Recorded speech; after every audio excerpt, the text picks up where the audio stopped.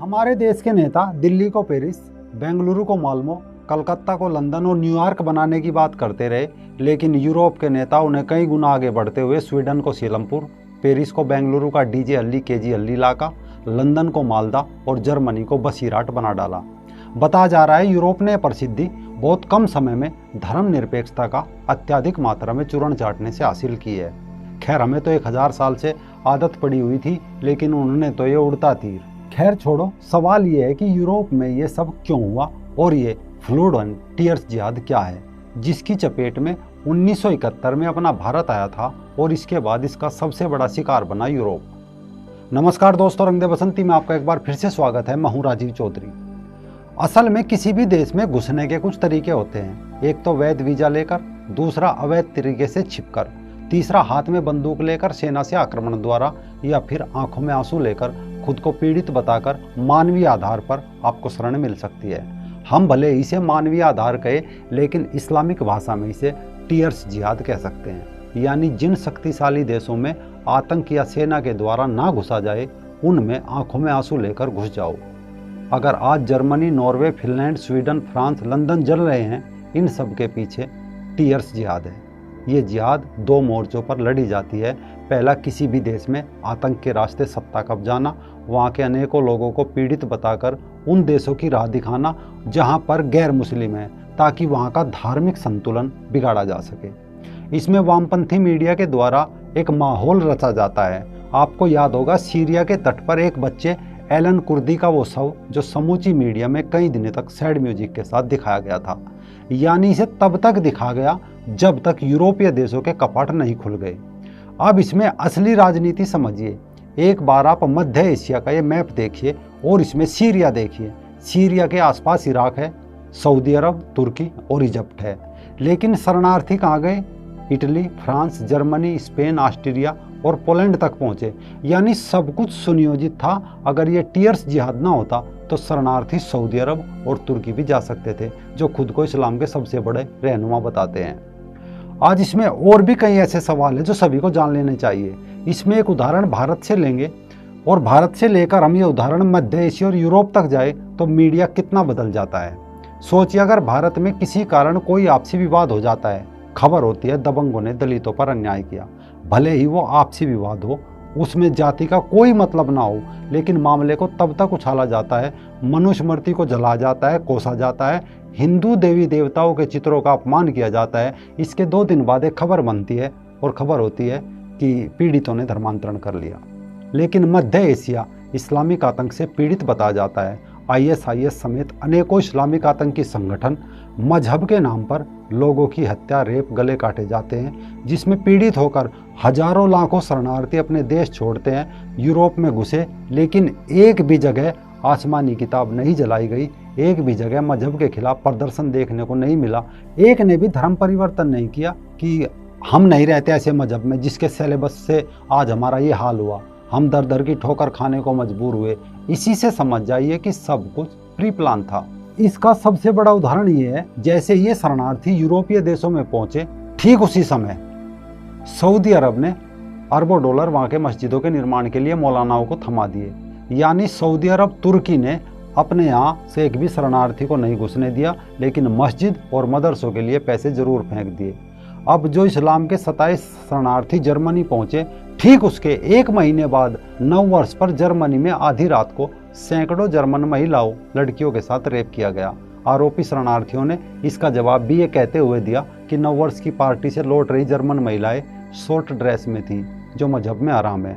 आसमानी किताब इसकी इजाज़त नहीं देती और नबी की शान में गुस्ताखी के नाम पर सैकड़ों रेप किए गए। हालांकि ऐसा नहीं है कि इस घटना से सबक नहीं लिया गया।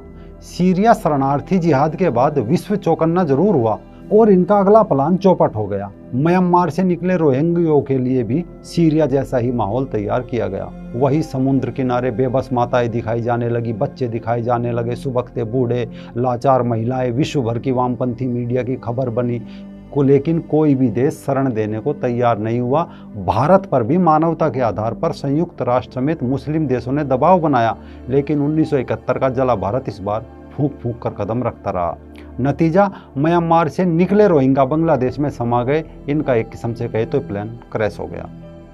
अब अगर हम यूरोपीय देशों की बात करें तो वहां भी एक बड़ा धड़ा जाग चुका है। इसी का परिणाम है कि स्वीडन की सड़कों पर आसमानी किताब का जला जाना। लेकिन एक सवाल अभी भी ये है, सबके मन में होगा, आखिर क्या कारण है जो इतनी बड़ी संख्या में ये लोग इन देशों में शरण पा गए।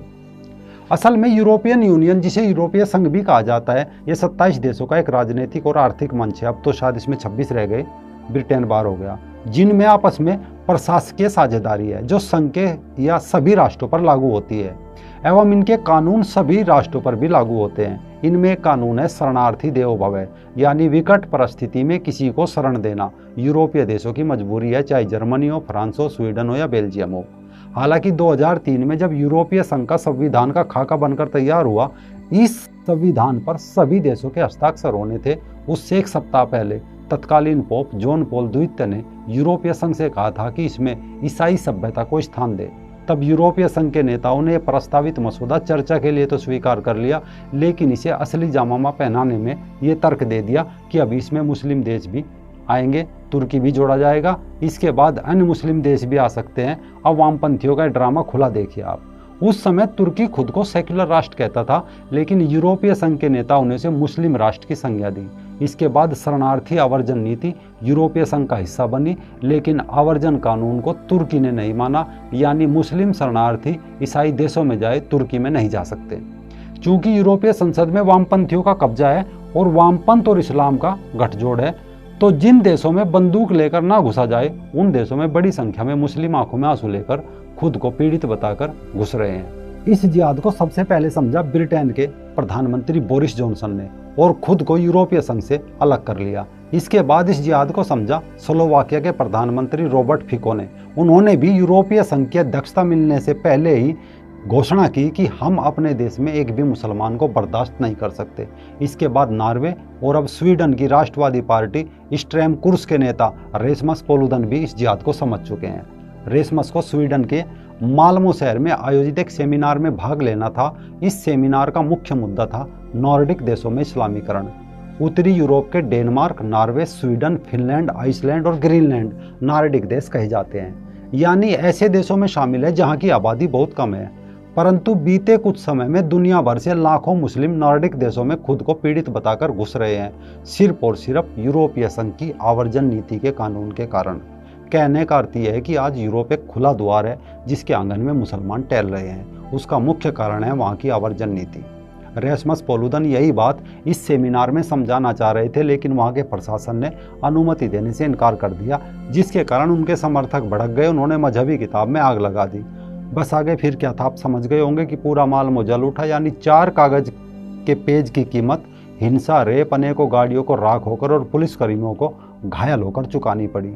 हर जगह एक ही तरीका, एक ही नीति के तहत सारी डोरें हिल रही है, जिहाद की पतंग उड़ रही है। आप समस्त जिहाद के फलसफे को एक जगह करके ग्लोबल जिहाद भी कह सकते हैं, यानी कहीं भी कारण कितना भी मामूली क्यों ना बने, प्रतिक्रिया एक जैसी है, चाहे कर्नाटक का बेंगलुरु हो या स्वीडन का माल्मो शहर। ये हम नहीं कह रहे, बल्कि खुद इनके मौलाना कह रहे हैं। एक बार उमर बकरी मोहम्मद ने कहा था कि मैं ब्रिटेन को एक इस्लामिक राज्य के रूप में देखना चाहता हूँ।